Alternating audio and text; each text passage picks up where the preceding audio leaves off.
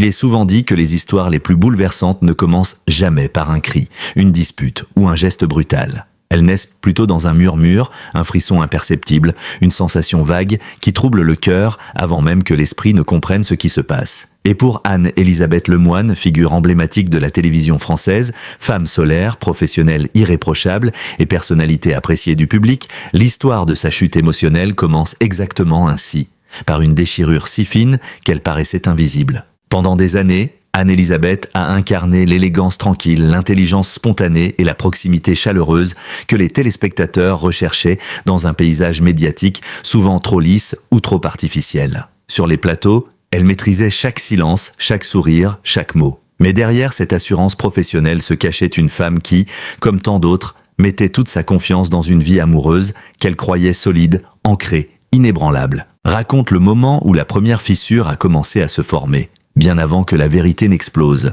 Le moment où Anne-Elisabeth, sans même en avoir conscience, a senti que quelque chose n'allait plus, dans les regards de son mari, dans son téléphone soudain trop protégé, dans la distance subtile qui s'installait. Une distance qui, au départ, paraît banale, presque insignifiante, jusqu'au jour où elle devient impossible à ignorer. Dans l'imaginaire collectif, Anne-Elisabeth Lemoine représentait l'image rêvée de la femme moderne, accomplie, drôle, vive d'esprit, capable de mener de front une carrière exigeante et une vie de famille qu'elle décrivait souvent comme son refuge.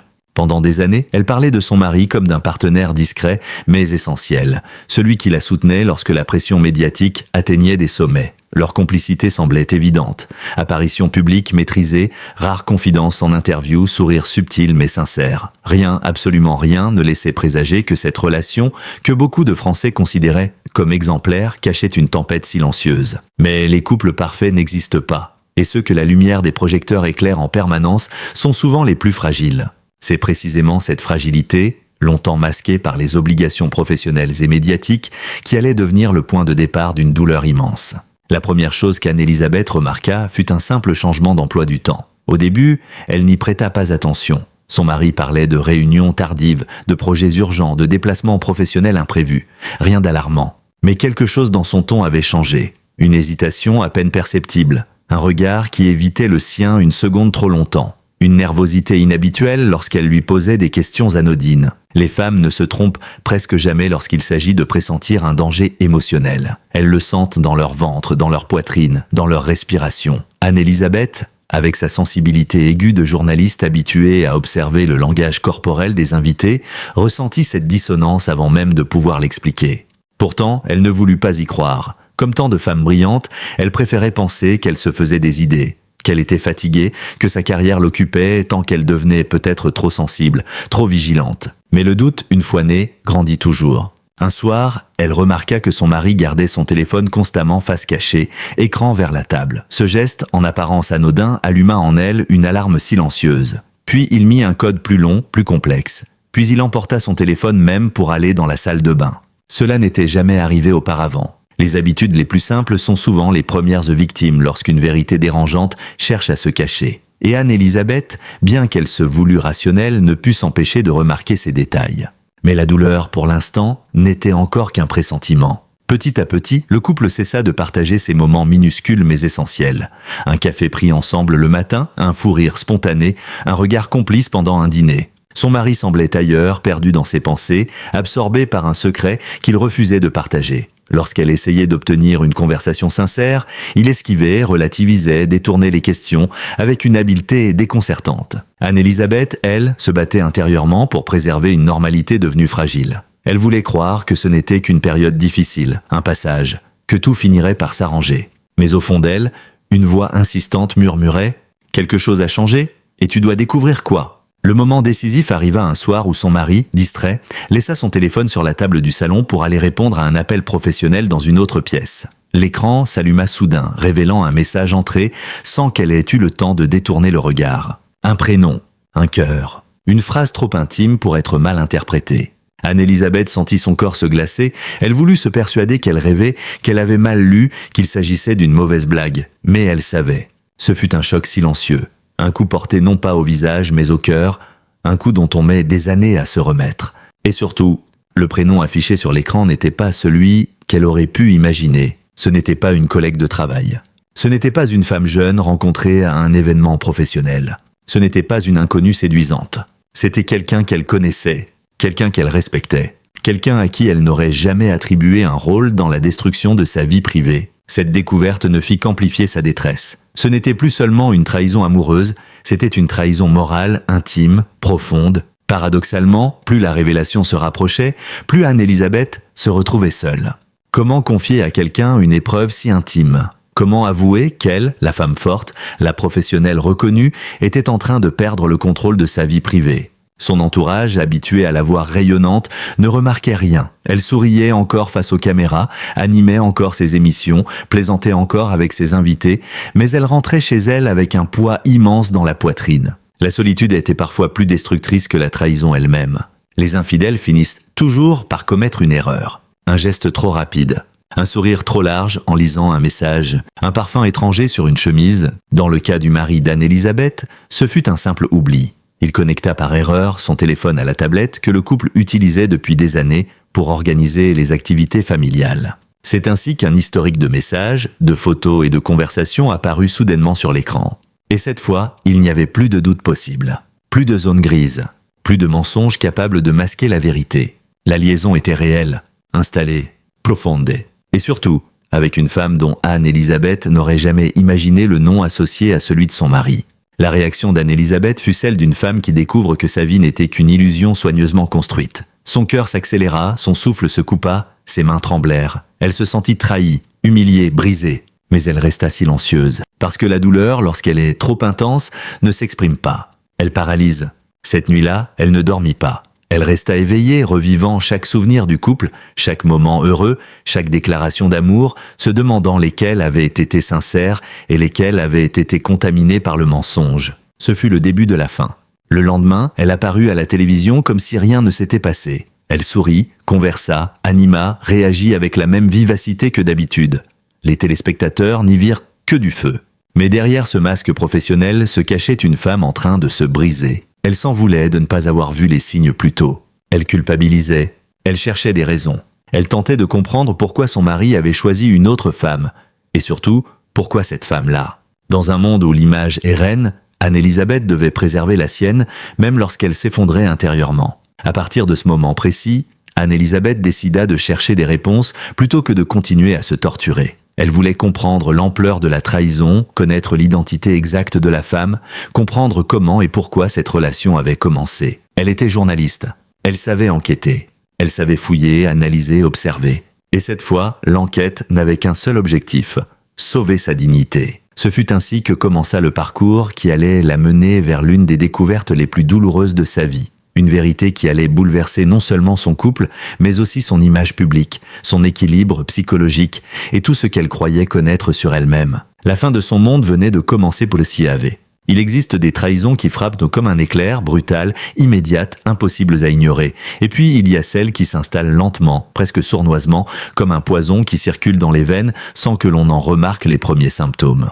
Pour Anne-Elisabeth Lemoine, la découverte de l'infidélité de son mari appartenait à cette deuxième catégorie, un choc lent, progressif, qui devenait plus douloureux à mesure que les pièces du puzzle se mettaient en place. Son monde, autrefois construit avec certitude, confiance et affection, commençait à s'effondrer pierre après pierre, et elle n'avait d'autre choix que d'enquêter, comme elle l'avait toujours fait dans sa carrière, sauf que cette fois, l'enquête portait sur sa propre vie. La nuit suivant la découverte du message, Anne-Elisabeth ne dormit pas une seule seconde. Elle resta assise dans le salon, les yeux fixés sur la tablette familiale, l'écran encore chargé des conversations que son mari avait échangées avec cette mystérieuse femme. Elle relisait chaque phrase, chaque émoji, chaque sous-entendu. Son cœur se serrait à chaque ligne, mais elle ne détournait pas le regard. Elle s'obligeait à affronter la douleur, à regarder la vérité en face, parce qu'elle savait que, pour avancer, elle devait d'abord comprendre. Et à ce moment précis, la compréhension n'était pas un réconfort, c'était une torture. Lorsque l'aube se leva, elle avait pris une décision. Elle allait enquêter, méthodiquement, sans se laisser emporter par ses émotions. Elle allait fonctionner comme une journaliste, non comme une épouse trahie, même si son cœur était en ruine. Elle se leva, respira profondément, se regarda dans le miroir, ses yeux étaient gonflés, son visage pâle, mais une détermination brûlait en elle. Elle ne pleurerait plus, se promit-elle. Elle trouverait la vérité, et la vérité serait sa force. Les jours suivants, Anne-Elisabeth se mit à observer son mari comme s'il était un sujet d'étude. Elle notait mentalement les changements dans son comportement. Il mettait plus de temps à répondre lorsqu'elle lui parlait. Il gardait son téléphone sur lui comme une relique sacrée. Il souriait parfois à ses messages, un sourire discret, intime, qu'elle n'avait plus vu diriger vers elle depuis longtemps. Il rentrait plus tard, inventant des excuses qu'elle savait fausses. Chaque détail, chaque signe, chaque silence venait renforcer ses soupçons. Mais Anne-Elisabeth ne confronta pas immédiatement son mari. Elle n'était pas prête. Et surtout, elle voulait avoir toutes les preuves avant de faire exploser son couple. Une partie d'elle se sentait honteuse. Comment une femme si intelligente, si perspicace, une journaliste attentive aux nuances, avait-elle pu ne rien voir pendant si longtemps? Mais l'amour aveugle, surtout lorsqu'il est sincère, elle comprit alors que sa plus grande faiblesse avait été sa confiance. Une confiance donnée sans condition, sans doute, sans limite. Un matin, alors que son mari était sous la douche, la tablette connectée à tout reçut une rafale de notifications. C'était l'occasion qu'elle attendait. Le cœur battant, les mains tremblantes, elle s'empara de l'appareil. L'historique s'ouvrait devant elle comme un journal intime auquel elle n'aurait jamais dû avoir accès. Photos, vidéos, messages vocaux, confidents murmurés à une autre. Promesses qu'il ne lui avait jamais faites ou qu'il avait cessé de lui faire depuis des années. Anne-Elisabeth lut tout, un par un, jusqu'à se sentir physiquement malade. Ce n'était plus un simple flirt. Ce n'était plus une curiosité passagère. C'était une relation. Une vraie.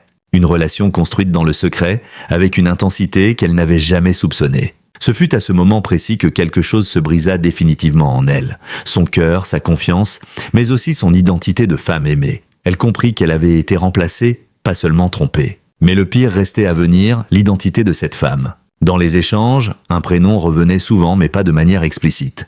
Les messages étaient souvent signés d'initiales, de surnoms, de clins d'œil complices. L'amante semblait prudente, très prudente, trop prudente. Anne-Elisabeth comprit rapidement qu'il s'agissait de quelqu'un qui avait tout intérêt à rester dans l'ombre. Quelqu'un qui connaissait bien les risques. Quelqu'un qui n'était pas une inconnue. Une phrase en particulier l'avait glacée. « On doit rester discret, tu sais ce que ça impliquerait si elle l'apprenait. » Pourquoi cette femme craignait-elle qu'Anne-Elisabeth découvre son existence? Pourquoi semblait-elle aussi consciente des répercussions? Parce que cette femme n'était pas étrangère, parce qu'elle faisait partie du cercle proche. Parce qu'elle connaissait Anne-Elisabeth.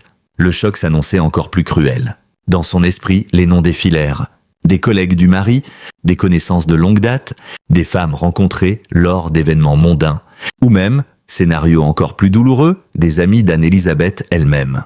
Elle analysa les messages de manière froide, presque scientifique. Certaines tournures de phrases, certains sujets évoqués, certaines expressions lui rappelèrent des conversations qu'elle avait déjà entendues. Mais à quel moment? Avec qui? Son cerveau tournait à plein régime.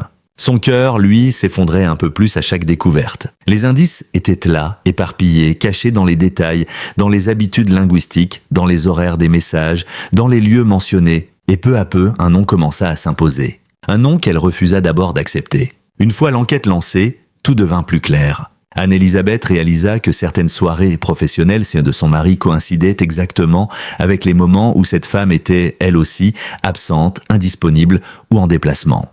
Elle analysa les stories Instagram, les photos publiques, les apparitions en coulisses, comme si elle enquêtait sur une personnalité publique. Elle remarqua des regards, des gestes, des absences synchronisées. Plus elle avançait, plus elle voyait ce qu'elle n'avait jamais voulu voir. La liaison semblait évidente, parfaitement installée, presque habituelle. La rage commença à remplacer la douleur, mais une rage silencieuse, intérieure, contenue. Elle ne voulait pas être humiliée davantage. Elle voulait savoir, tout savoir. Pendant plusieurs jours, elle observa soigneusement son mari. Elle lui posa certaines questions, subtilement, pour tester ses réactions. Elle lui demanda comment s'était passée une soirée précise. Il mentit sans hésitation. Elle demanda s'il avait revu certaines personnes. Il répondit avec une aisance troublante. C'est à ce moment-là qu'Anne-Elisabeth comprit qu'elle ne pouvait plus croire un seul mot sortant de sa bouche. Son mari était devenu un acteur, un manipulateur, un homme qui vivait dans le mensonge comme dans une seconde peau. Et pourtant, il continuait à dormir à côté d'elle, à lui souhaiter bonne nuit, à faire semblant. Cette duplicité la répugnait. Mais elle resta calme. Parce qu'elle n'avait pas encore toutes les preuves. Parce qu'elle voulait savoir exactement qui était l'autre femme. L'élément final arriva un dimanche matin. Une simple photo presque banale prise lors d'un déjeuner. Mais dans le reflet d'une vitre derrière son mari, on apercevait une silhouette, une femme. Et cette silhouette, Anne-Elisabeth la reconnaissait. Le choc fut immédiat. Violent, dévastateur, ce n'était pas une simple connaissance. Ce n'était pas une inconnue. C'était une femme qu'elle côtoyait depuis longtemps. Une femme qu'elle respectait. Une femme qu'elle n'aurait jamais soupçonnée. Le genre de femme qu'on laisse entrer chez soi sans méfiance. Le genre de femme à qui on se confie. Le genre de femme qui trahit doublement, en tant qu'amante et en tant que personne de confiance. Anne-Elisabeth sentit ses mains devenir froides. Ses jambes fléchirent légèrement. Elle dut s'appuyer contre le mur pour ne pas tomber. Elle venait de comprendre. La vérité était là. Et elle était plus cruelle que tout ce qu'elle avait imaginé. À partir de cet instant, tout devint clair. Les messages, les absences, les regards furtifs, les excuses, tout s'alignait désormais parfaitement. La femme avec qui son mari la trompait n'était autre que quelqu'un appartenant à son cercle personnel le plus proche. Une présence régulière dans sa vie, parfois même dans son intimité. C'était un coup de poignard inattendu, un choc si brutal qu'Anne-Elisabeth sentit une partie d'elle-même mourir. Elle comprit que cette trahison n'était pas seulement romantique, elle était sociale, morale, psychologique. Cette femme avait partagé ses rires, ses confidences, ses soirées, ses souvenirs, et pendant ce temps, elle entretenait une liaison avec l'homme qu'Anne-Elisabeth aimait. Les trahisons les plus douloureuses viennent toujours de ceux en qui l'on avait le plus confiance. Anne-Elisabeth n'était pas du genre à hurler, à casser des objets, à menacer. Sa force depuis toujours était sa maîtrise, sa capacité à transformer la douleur en lucidité. Après des heures de réflexion, elle prit une décision. Elle confronterait son mari, et elle le ferait avec calme, précision, preuves à l'appui. Elle voulait le regarder dans les yeux lorsqu'il comprendrait qu'elle savait tout. Elle voulait voir si son visage trahirait une once de regret, ou si les années passées ensemble avaient déjà cessé de signifier quelque chose pour lui. Mais avant cela, elle voulait parler à la femme en question, pas pour se battre, pas pour l'insulter, mais pour comprendre une seule chose. Pourquoi ? Pourquoi cette femme-là ? Pourquoi cette trahison-là ? Pourquoi ce secret-là ? Anne-Elisabeth ne le savait pas encore, mais cette confrontation allait changer le cours de sa vie et marquer le début de la phase la plus sombre de son histoire. Certaines vérités, même lorsqu'elles éclatent enfin au grand jour, ne libèrent pas, elles écrasent. Elles pèsent sur la poitrine comme une pierre impossible à déplacer, elles envahissent chaque pensée, elles transforment chaque respiration en combat. Pour Anne-Elisabeth Lemoine, la confrontation n'était pas seulement inévitable, elle était devenue vitale. Elle ne pouvait plus continuer à vivre enfermée dans le doute, le silence et les larmes nocturnes. Elle devait mettre un terme à ce mensonge qui déchirait son âme et brisait sa dignité. Après des jours de recherche, de douleurs étouffées et d'analyses méthodiques, Anne-Elisabeth rassembla toutes les preuves sur la table de son salon. Capture d'écran, messages transférés sur la tablette, photos, horaires recoupés, déplacements concordants, conversations audio, et surtout, la fameuse photo dont le reflet révélait la silhouette de la femme coupable. Chaque élément témoignait de la perfidie soigneusement orchestrée entre son mari et cette femme qui avait trahi non seulement son mariage, mais leur amitié. L'avoir rassemblé ces preuves, c'était comme observer une chirurgienne avant une opération difficile. Elle avançait avec précision, froideur, maîtrise, mais son cœur, lui, brûlait. Elle prit ensuite un cahier et écrivit les questions qu'elle voulait poser. Non pas un interrogatoire agressif, mais une recherche de sens, une quête d'explication. Une femme qui a aimé véritablement cherche toujours à comprendre ce qui l'a détruite. Le soir de la confrontation, la maison semblait plus grande que d'habitude, plus vide, plus menaçante. Anne-Elisabeth marchait lentement dans le salon, attendant le moment où la porte d'entrée s'ouvrirait. Elle savait que lorsque son mari franchirait ce seuil, leur vie ne serait plus jamais la même. Quand il entra enfin, il sourit. Un sourire mécanique, banal, celui qu'il portait chaque jour en rentrant. Il l'embrassa sur la joue, posa son sac, lui demanda si sa journée s'était bien passée. Elle répondit calmement « Oui, nous devons parler ». Ce simple phrase suffit à faire disparaître la légèreté feinte de son mari. Il fronça légèrement les sourcils, sans encore comprendre que sa vie allait s'effondrer dans les minutes suivantes. Elle l'invita à s'asseoir. La tablette était sur la table, écran allumé, prête à exploser comme une bombe. Elle respira profondément, posa les mains devant elle et déclara « Je sais pour elle, et je veux que tu me dises la vérité, toute la vérité ». Le visage de son mari se figea. Les muscles de sa mâchoire se crispèrent. Ses yeux cherchèrent à lire sur le visage d'Anne-Elisabeth jusqu'où elle savait déjà. Elle ouvrit alors les preuves, une par une. Le message, puis un autre, puis la photo, puis encore un autre message. Elle ne cria pas, elle ne sanglota pas, elle ne trembla même pas. Elle était glacée, concentrée, terriblement lucide. L'homme tenta d'abord de nier, comme le font presque tous les coupables surpris. Puis il chercha à minimiser, puis il chercha à inverser la culpabilité. « Tu travailles trop ? On s'est éloigné, ce n'était pas vraiment prévu. » Mais Anne-Elisabeth ne céda pas. Elle n'avait plus la naïveté d'une femme amoureuse. Elle était devenue une femme trahie, et une femme trahie ne se laisse plus manipuler. Lorsque son mari comprit qu'il ne pouvait plus mentir, il finit par prononcer le nom. Un nom qui résonna dans la pièce comme une détonation. Anne-Elisabeth sentit son cœur s'arrêter un instant. C'était une femme qu'elle connaissait depuis des années. Une femme qu'elle respectait, qu'elle invitait parfois à dîner, avec qui elle échangeait des confidences. Une femme qu'elle n'aurait jamais considérée comme une menace. Cette prise de conscience fut plus violente que la découverte de l'infidélité elle-même. C'était une trahison à deux visages.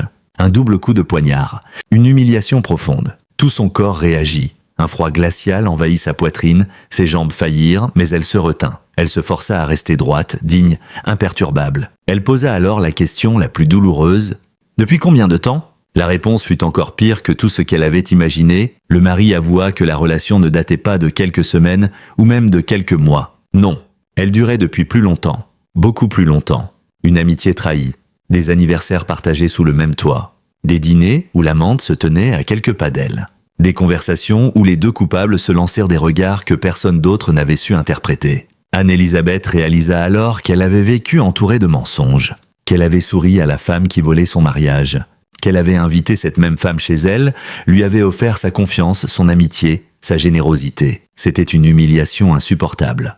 Mais elle n'éclata pas. Son silence était plus terrifiant qu'une colère. Lorsque la vérité devint totale, lorsqu'il n'y eut plus de zone grise, Anne-Elisabeth sentit son corps céder. Elle ne pouvait plus respirer correctement. Chaque inspiration brûlait, chaque pensée la déchirait. Elle se leva lentement, prit sa tête entre ses mains, ferma les yeux. Son mari tenta de s'approcher, mais elle recula immédiatement. Ce contact autrefois naturel était devenu insupportable. Il représentait désormais tout ce qui l'avait blessé. Elle murmura simplement « Sors, je ne peux pas te regarder ». Il essaya de parler, mais elle répéta plus fort « Sors ». Ce fut la première fois qu'elle utilisait un ton aussi froid depuis le début de leur relation. Il partit. La porte claqua, et Anne-Elisabeth s'effondra. Pendant des heures, elle fut incapable de bouger. Elle pleura toutes les larmes qu'elle avait retenues les jours précédents. Elle pleura pour son mariage détruit, pour son amour bafoué, pour sa dignité piétinée, pour la femme qu'elle croyait être et qui semblait s'être envolée. Chaque minute était une torture. Elle n'arrivait plus à penser, à respirer, à comprendre comment tout cela avait pu lui arriver. Elle avait été trahie par l'homme qu'elle aimait et par une femme qu'elle croyait loyale. La douleur était si intense qu'elle en devint presque irréelle. Le lendemain, pourtant, elle devait travailler. Les caméras n'attendent pas. La télévision exige, toujours, peu importe les drames de la vie privée. Elle entra dans les studios avec des lunettes noires, un sourire crispé, un pas incertain. Personne ne remarqua la tragédie dans ses yeux. Elle plaisanta même, comme toujours. Elle anima, comme toujours. Le public ne vit rien. Mais ses proches remarqueront plus tard une nuance dans sa voix, un tremblement léger, une fragilité nouvelle. C'est cela, la cruauté de la vie médiatique. On peut mourir à l'intérieur tout en faisant rire les autres. Quelques jours plus tard, Anne-Elisabeth décida de rencontrer la femme en question. La confrontation était inévitable. Elle ne voulait pas se battre mais comprendre. Toujours comprendre. Quand les deux femmes se retrouvèrent, l'atmosphère était électrique, suffocante. L'autre femme tenta d'adopter un ton calme, presque rationnel. Elle parla d'amour, de sentiments, de choses compliquées. Anne-Elisabeth l'écouta sans un mot. À un moment, elle se leva, s'approcha et dit simplement « Je t'ai ouvert ma maison, tu t'es servi de ma confiance ». L'autre femme tenta de s'excuser, mais il n'y avait aucune excuse possible. La trahison était totale. Irreversible. À la fin, Anne-Elisabeth déclara « Je ne veux plus jamais te revoir, ni toi ni lui ». Puis elle partit, sans se retourner. Quelques jours plus tard, Anne-Elisabeth annonça à son mari qu'elle voulait une séparation immédiate. Il tenta de la retenir, de la convaincre, de pleurer même, mais il était trop tard. Elle avait cessé de l'aimer au moment où elle avait découvert l'étendue de sa trahison. Elle ne se battait plus pour sauver quelque chose. Elle se battait pour survivre. Ainsi, la rupture fut prononcée. Froide. Claire, définitive.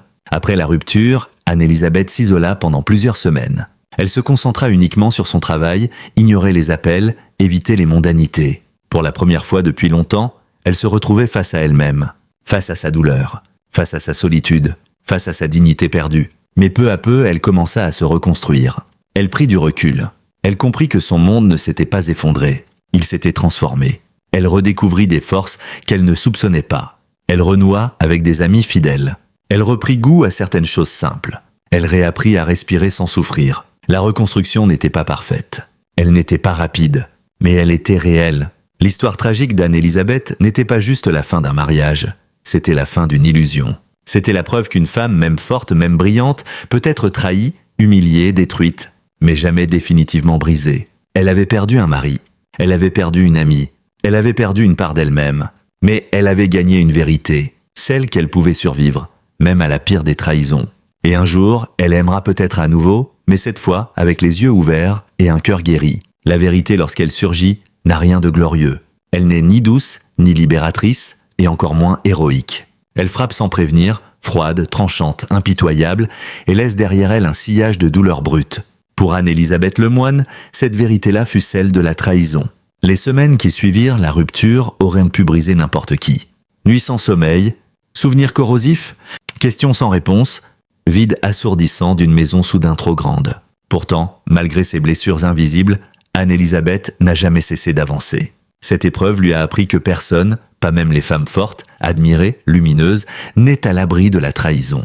La douleur ne distingue personne. Elle frappe anonymes et célébrités avec la même brutalité, arrache les illusions, expose les fragilités les plus profondes. Mais la force, elle aussi, fait partie de toutes les femmes. C'est cette force silencieuse et farouche qui a permis à Anne-Elisabeth de se relever. Sa reconstruction fut lente, imparfaite, ponctuée de rechutes, mais elle la mena à une renaissance intérieure, apprendre à vivre seule, à apprivoiser les silences, à se regarder à nouveau avec respect. Le plus déchirant n'était pas seulement la trahison conjugale, mais la trahison amicale. L'amante de son mari était une femme à qui elle-même avait offert confiance et bienveillance.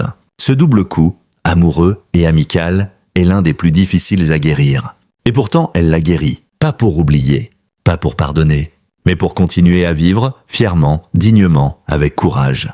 Aujourd'hui, Anne-Elisabeth n'est plus seulement une animatrice populaire. Elle est devenue un symbole. Le symbole d'une femme qui tombe, se brise, se relève et avance malgré tout. Elle rappelle que derrière chaque sourire public se cachent des combats secrets et que la vraie force n'est pas de ne jamais tomber, mais de choisir de se relever. Son avenir n'est plus écrit dans l'ombre de la trahison, mais dans la lumière douce de ce qu'elle construit pas à pas. Une nouvelle vie, libre, prudente, pleine d'espoir. Elle sait qu'un jour, l'amour reviendra. Non pour réparer le passé, mais pour inventer autre chose. Aucune trahison ne peut empêcher une femme forte de renaître. Anne-Elisabeth Lemoine en est la preuve éclatante. Si cette histoire vous a touché, ému ou inspiré, abonnez-vous dès maintenant pour ne manquer aucune de nos enquêtes, récits, analyses et histoires profondément humaines. Activez la cloche pour être averti dès la sortie des prochaines vidéos. Laissez un commentaire pour partager vos impressions, vos émotions ou vos propres expériences. Votre voix compte énormément. Partagez cette vidéo si vous pensez qu'elle peut aider ou résonner avec quelqu'un autour de vous. Votre soutien nous permet de continuer à raconter ces récits sincères, sensibles et essentiels. Merci du fond du cœur pour votre présence, votre confiance et votre fidélité. À très bientôt pour un nouveau récit. Abonnez-vous, likez, commentez et avançons ensemble.